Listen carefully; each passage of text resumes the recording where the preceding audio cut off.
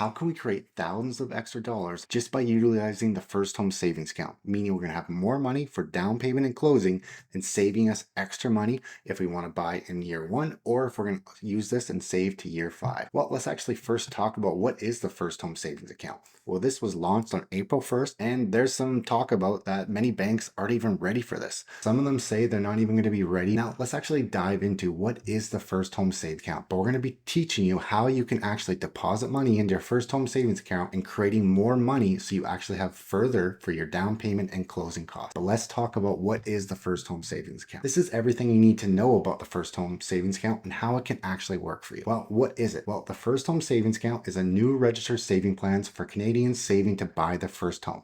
Now, the great thing about this is it combines the tried and true RRSP and the TFSA methods for saving your first down payment in one. Now, who is this actually for? Now, this new program is going to be available to Canadians over the age of 18 and only first-time homebuyers.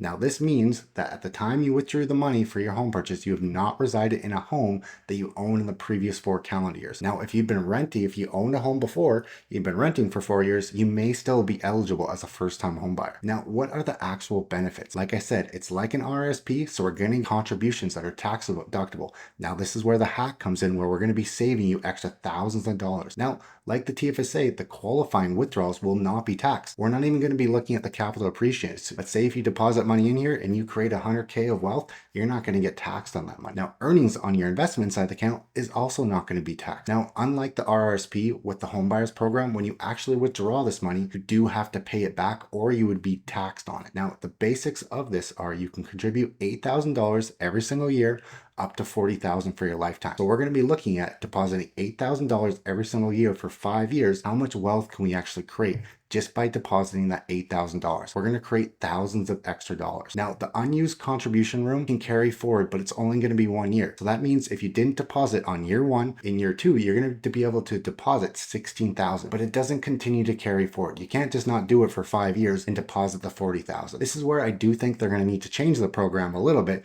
to allow people that maybe don't have the money now, but maybe if they get a lump sum, they can actually use this money. Now, you can hold this account for 15 years or the age of 71, and then you're actually going to be able to deposit it into your RSP if you don't use it. This is why you need to open this account even if you don't plan on buying a home. Your first time home buyer, you get the benefits, does not mean you actually have to. Now, let's read some of the fine print on this. You can transfer cash from your RSP into your first home savings account, but the amount is not going to be deducted from your taxable income again. So there's really not much benefit for doing this other than you wouldn't have to pay that withdrawal amount. But we're going to be teaching you how to actually use your first home savings account and your RSPs to help you with your down payment. Now, you want to make sure that you do not over contribute because you could be taxed on that extra amount. Now, if you want to double up, you're going to be able to use the home buyers plan with your RSP and to actually take out the first home savings account. Now, this is where the real power lies. Now, like I said, when can you actually start? This got opened on April 1st by the government. Now, there weren't many banks that even had this ready to go. We're going to show you the one that we know is ready, up and running. We've had clients that ran through it. There's no issues, and we know it's very simple to use. And you don't have to have all your funds with them. You can just open a single account, and that's all you need. Now, this is where we're going to be talking about Questrade. I don't have any benefit from this. I don't get any kickback. I just know this is a great account. This is where I've also used all my investing for myself personally. So let's actually dive into what you do. Well, you're going to come to here. You're going to look for first home savings account. You're going to hit get started. This is all you need to do to create an account. You're going to go over here. We're going to hit add. We have people that have already used this. They even only put the money in there for 2 weeks and they were able to then pull their money. We're going to open it up. Now, this is where you're actually going to have to create a user ID and account. Now, because I already have an account, I can't go through all this, but all you're actually going to have to do is you're going to have to put in your first name, your email address, your phone number, and you're going to create a full user ID for yourself. From there, it's going to take you through and you're going to have this set up within less than 2 days. Now, like I said, I want to show you how to create extra thousands of dollars for yourself. So let's actually dive into that now. For this, we know that we need to be a first-time home buyer. But how can we only deposit $8,000 every single year and create thousands extra dollars at the end of year 5?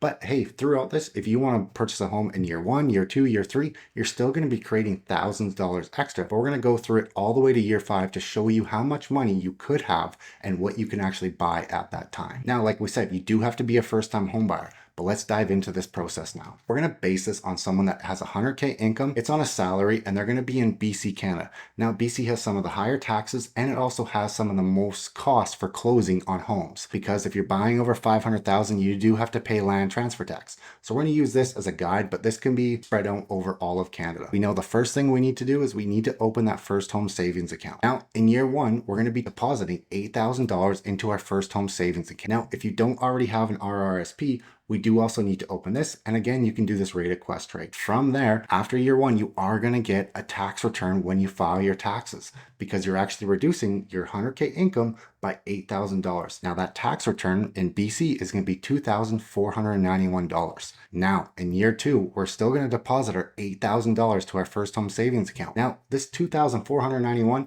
this is money that we never would have had, but we got a tax return from depositing this money. So guess what? We're going to put this money into our RSP to create even further money for our actual down payment. Now this means we're going to be depositing $10,491. Guess what? After you file your taxes in year two, you're going to get another tax return.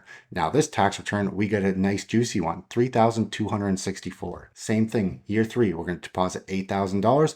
We're going to take that tax return we got and we're going to deposit into our RSP. You can kind of see here it's snowballing. Year two is really where you really get that snowball, but we're still going to see an increase every single year because we're putting more money into our RSP. The first home savings account, it just stays at 8,000. We're just maxing it, but we're also using as much as we can into our RSP. Year three, we've deposited 11,264. Say if you want to buy a home after this, you could take all the money that you've saved up from year three and go and put a down payment on a home. But we're going to walk you through all the way to year five. Same thing, year four, we're going to max out our $8,000 to our first home savings account. We're going to take our tax return we got, which is $3,503, deposit it into our RSP. This means this year we're depositing $11,503. Once we file our taxes in year four, we are going to get that tax return of $3,577. Now, awesome. We made it to year five. Now, this is where we actually are going to want to close on our home. We have to talk about a few things here. Again, we're still going to deposit that $8,000 to our first home savings account, as well as that $3,264 to our RSP. Now, say if we wanted to buy a home, say in the first month of year five. Now, when you deposit this $3,264, in the RSP, it has to sit for at least 90 days. In the first home savings account, the money does not have to sit in there. So we have to make sure we do understand that. This means in year five, though, we did deposit $11,577. Now, because we're going to be buying our home in year five, we're actually not going to get the tax return that we would get from this money. So that means even though we bought our home, we're still going to have $3,600 as a tax return. But let's look how much money we've actually saved ourselves. In this case, just by depositing the $8,000 to our first home savings account for 5 years, we've saved $40,000. We're not talking about any capital appreciation here. Now, we've also created $12,835 just from our tax returns. This is money that we never would have had unless we actually used this snowballing effect. So $12,835 into our RSP. Now, what is our total cost going to be? Our total amount, not including any capital appreciation, is going to be $52,835. We're going to show you what this can actually get you with your down payment and closing costs. This is just by yourself. Now, if you're a couple, you don't want to do this both. So let's look at the numbers like that. In this case, you would have got that tax return in year six at $3,600 by yourself. So here you're actually going to get $7,200 as a couple. And not including these tax returns here, because we won't have it, our total capital without appreciation depositing into our first home savings account in our RSP is going to be $105,670. Now, this is an amazing amount of money that's going to allow us to get into something great. From here, I'm going to break down a full budget. We're not really going to be talking about interest rates here. I'm going to show you what the amount of money that you've now saved yourself over 5 years can actually get in as either a minimum down or a 20% down. Interest rates are going to fluctuate. They're going to go up, they're going to go down. You're going to see some numbers here, but that's really not what this video is about. We can talk about that another time. So let's dive into what does this actually look like. So we got one option here. We got our down payment as a single person. So in this case, we know that we would have saved up $52,835. We got it in our first home savings account and our RSP. Now, if we only want to do the minimum down, this means we could actually have enough money for a $600,000 purchase price. This is accounting that you can qualify for a home like this.